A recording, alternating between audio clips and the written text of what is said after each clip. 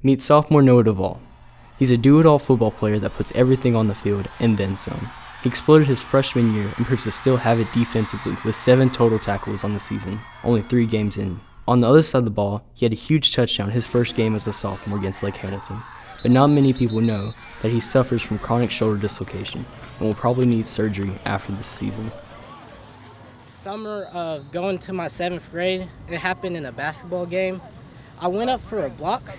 I went up for a block. I blocked the shot, but something happened with my shoulder. That's just where all the problems started. It's affected my game very much. Like the way I tackle, the way I run, I have to make sure I have to go at a certain angle so it doesn't pop out. And the trainers have been helpful with me. They gave me a little brace thing on my shoulder so it stays intact more. So it's been really, it changed my game a lot, but it's been really helpful that my changes. Worst one happened a couple months ago. It was 7-on-7. This was the worst one yet because I was running a route and dude pushed me on the ground. I landed on it. Like this first time I landed on it. I could not get up and I couldn't pop it in by myself. So they had to get me in the ER quickly, and it was really bad. It hurt so bad.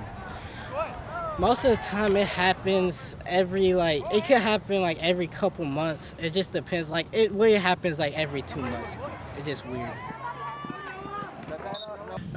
Shoulder injuries can happen a number of ways. We see them sometimes in athletes who do overhead motions in their sports, but even a lot in football where the arms are down at the side and maybe getting loaded axially or getting ripped out and just in stress over time. But there's a lot of ways to hurt the shoulder as it's a ball and socket joint.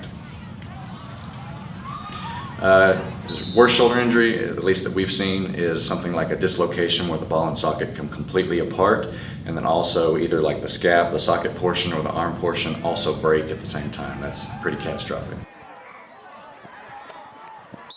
Well, there's lots of kind of braces. One of the braces we wear, especially in a sport like football, is a brace that kind of keeps the shoulder down at the side, because as the shoulder comes up and away from the body, it becomes a lot more vulnerable. So we try to protect it by keeping it in.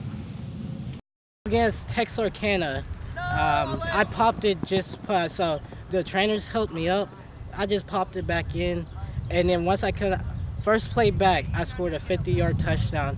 Then when I got back on offense, I got another 50-yard game, but not for a touchdown. That kind of caught me. Probably in the latter part of the year, we played a team like Texarkana.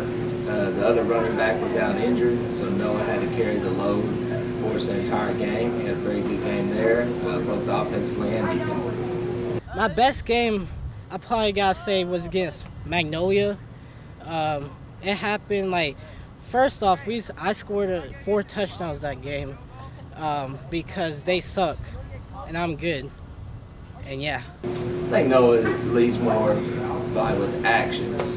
He doesn't say a whole lot. He's very quiet in that respect. So when he does talk, people do listen. Well, I think as a person, a player, he's the same person. He's a very unselfish person. He's very loyal to his friends and to his team. And also he's a very hard-working young man. Noah was and still is a very good leader. He is willing to play any position on the field. He's a very unselfish player and puts the team before himself in almost every instance.